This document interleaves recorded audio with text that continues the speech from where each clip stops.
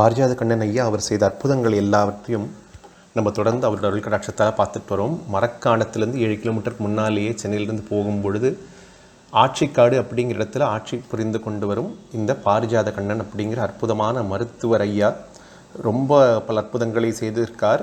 அவரோட ஜீவசமாதி, அதாவது அவர் ஜீவசமாதி இந்த பூமியில் விட்டு அவர் போனதுக்கு பிறகும் கூட பல அற்புதங்களை செய்து கொண்டு வரார். அப்படி சில அற்புதங்களை தான் நாம் இன்று தொடர்ச்சியாக இப்பொழுது அவரோடால் பார்க்க போகிறோம். வணக்கம். ஓம் அகத்தீசாய நம. கொத்தனார் வேலை செய்யும் ஐயனார் என்பவர் பகவான் பாரிஜாத கண்ணன் திருக்கோயில் திருப்பணி வேலை செய்து வந்தார். இவருடைய மைத்துனர் திரு கல்கி என்பவர். அவர் எங்கே வசித்து வந்தார் அப்படின்னு பார்த்தோம்னா, அவரும் அந்த அருகாமையிலேயே தான் இந்த நயினார் மண்டபத்தில் வசித்து வரார்.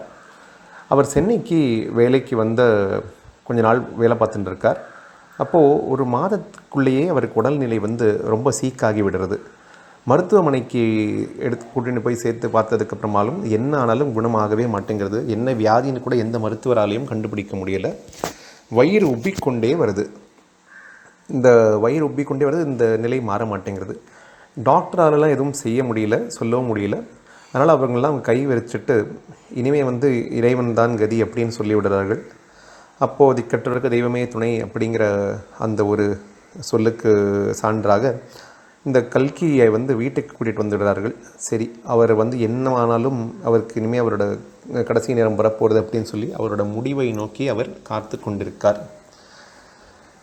இப்படி நாட்கள் நகர்ந்து கொண்டிருக்கும் பொழுது அங்கே பக்கத்தில் இருந்த ஐயனார் அப்படிங்கிற ஒரு அன்பர், பகவான் பாரிஜாத கண்ணனை வணங்குங்க, அவரிடம் பிரார்த்தனை செய்யுங்கள், இந்த வெற்றிலை பிரசாதம் பெற்று வாருங்கள், உங்களுக்கு கண்டிப்பாக இந்த வியாதியெல்லாம் குணமடையும் அப்படின்னு சொல்கிறார்கள்.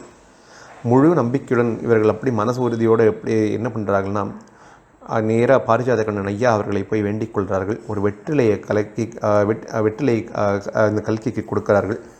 அவர் சாப்பிட்றார். சாப்பிட்டு விட்டு பாரிஜாத கண்ணன் ஐயாவே எப்பொழுது அங்கே வரார்.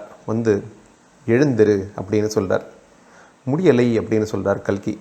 சில வினாடிகளில் அவரால் எழுந்திருக்க முடிஞ்சது. அவர் எழுந்து உட்கார்றார், நடமாடுறார், முழு நலம் அடைகிறார். இந்த கல்கி அவர் எப்போ இந்த விஷயத்தை சொன்னார்னா, இந்த ஆலயத்தில் அவர் அக்டோபர் மாதத்தில் நடந்த பௌர்ணமி பூஜையில் கலந்துண்டு இந்த விஷயத்தை தெரிவித்தார். அப்படின்னு சொன்னால் இன்றும் நடமாடும் தெய்வம் தான் திரு பாரிஜாத கண்ணன் ஐயா அவர்கள்.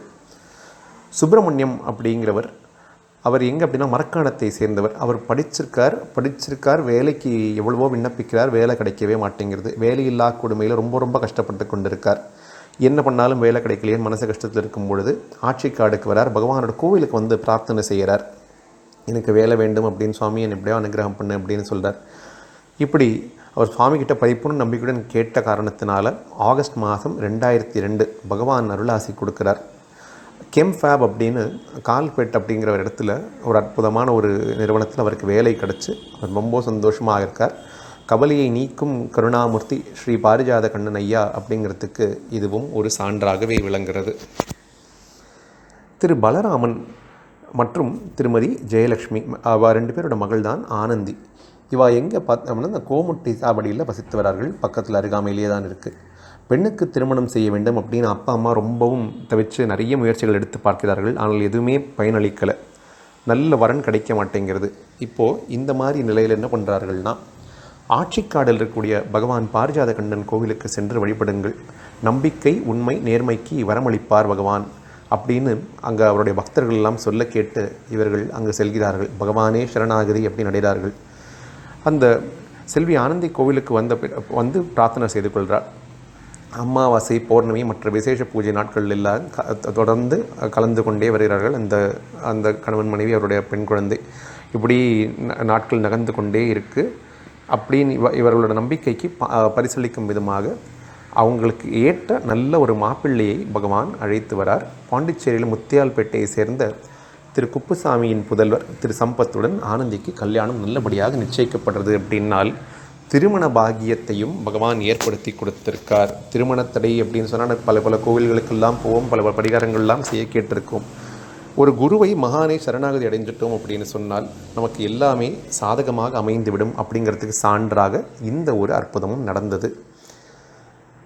நெல்லிக்குப்பத்தை சேர்ந்த திரு நாகராஜன் அவர்கள் அப்படின்னு ஒருத்தர் இருந்தார், சுவாமியோட பக்தர். அவர் தினமும் மாலையில் வந்து நடந்து செல்வாராம், சாலையோரமாக நடந்து செல்வார், நடைபயிற்சி மேற்கொள்வார்.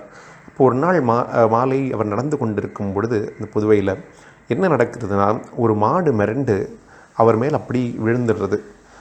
அது மாடு அவர் மேலே மிரண்டு விழுந்த காரணத்தினால் என்ன ஆகுதுன்னா, அவர் அப்படியே ரோட்டில் வந்து அப்படி குறுக்கால விழுந்துடுறார். அதுவும் பல பல வண்டிகள் செல்லக்கூடிய ஒரு சாலை அது. கிட்டத்தட்ட 3 டன்னுக்கு குறையாமல் ஒரு மாட்டு வண்டி அப்படியே வந்துட்டுருக்கு அந்த காலத்தில். இவருக்கு என்ன பண்ணுறதுனே தெரியல. இன்னும் கொஞ்சம் நேரத்தில் அப்படியே அவரோட உடம்பு அந்த வண்டி கீழே நசுங்கிடும் அப்படிங்கிற ஒரு ஆபத்தான நிலையில் இருக்கும் பொழுது இவர் என்ன செய்கிறார் அப்படின்னா, பாரிஜாத கண்ணனுக்கு அபயம் அப்படின்னு சொல்லி சுவாமியை வேண்டிக்கிறார்.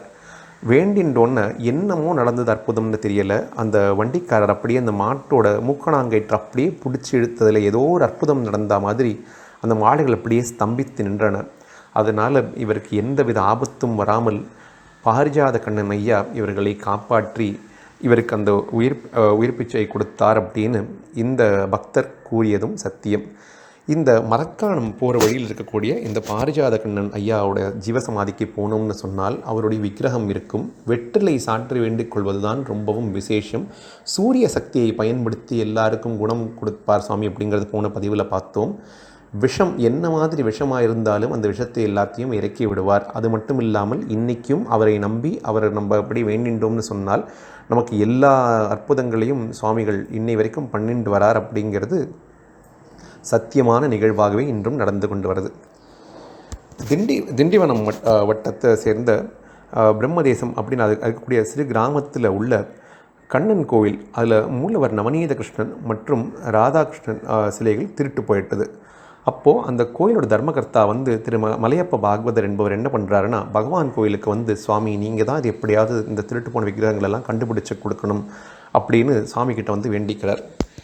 இந்த கிருஷ்ணர் விக்கிரகம் எப்படி திரும்ப வந்தது அப்படிங்கிற அதிசயம் என்ன அப்படின்னால், பகவானோட அருள் கடாட்சத்தால் 3 தினங்களில் அந்த சிலைகள் திருட்டு போன சிலைகள் இருக்கு இல்லையா, அது எல்லாமே கிடச்செடுத்து அந்த பகவான் கிட்டக்க முழு நம்பிக்கையுடன் வேண்டிக் கொண்டோம் அப்படின்னு சொன்னால் இன்றைக்கும் அவர் வரமளிப்பார், அனுகிரகம் செய்வார் அப்படிங்கிறது சத்தியங்கிறதுக்கு சான்றாக இந்த ஒரு அற்புதத்தையும் நம்மால் பார்க்க முடிகிறது. மரக்காணம் இந்த சுவாமியோட பாரிஜாத கண்ணன் கோவிலுக்கு போகிறோம் அப்படின்னு சொன்னால் பக்கத்தில் இருக்கக்கூடிய பூமிநாதர் ஆலயத்தோட ஒரு சிறப்பையும் பார்த்துடலாம். அந்த பூமிநாதரோட ஆலயத்துக்கு போனோம்னால் மண் சம்பந்தப்பட்ட விஷயங்கள், அதாவது வீடு கட்ட முடியல, இல்லை நிலத்தில் ஏதாவது பிரச்சனை இருக்குது, நிலம் வாங்க வேண்டும், இது போன்ற விஷயங்கள்லாம் இருக்குது அப்படின்னு சொன்னால் அந்த மரக்காணத்தில் போனோம் அப்படின்னு சொன்னால் அந்த பூமிநாதரை வேண்டின்றோம்னால் எல்லா விதமான க்ஷேமங்களையும் அந்த இறைவனாகப்பட்ட ஈசனும் வழங்கி கொண்டு சித்தமாக தான் இருக்கார். இந்த பாரிஜாத கண்ணன் ஐயாவோட ஆலயத்திற்கு நம்ம சென்றோம் அப்படின்னு சொன்னால் அங்கே முழு நம்பிக்கையுடன் வேண்டிக் கொண்டோம் சொன்னால் நம்மளோட வாழ்க்கையிலும் பல அற்புதங்கள் இன்றும் நிகழ்வது சத்தியம் அப்படின்னு சொல்லி பாரிஜாத கண்ணன் ஐயா செய்த அற்புதங்கள் அடுத்த காணொலியிலும் தொடரும் அப்படின்னு சொல்லி இப்போ இந்த பேசப்பட்ட வார்த்தைகள் அனைத்தையும் ஐயா பாரிஜாத கண்ணன் பாதங்களில் சமர்ப்பணமாக வைத்து இந்த உரையை நிறைவு செய்கிறோம். ஓம் நமோ வெங்கடேசாய.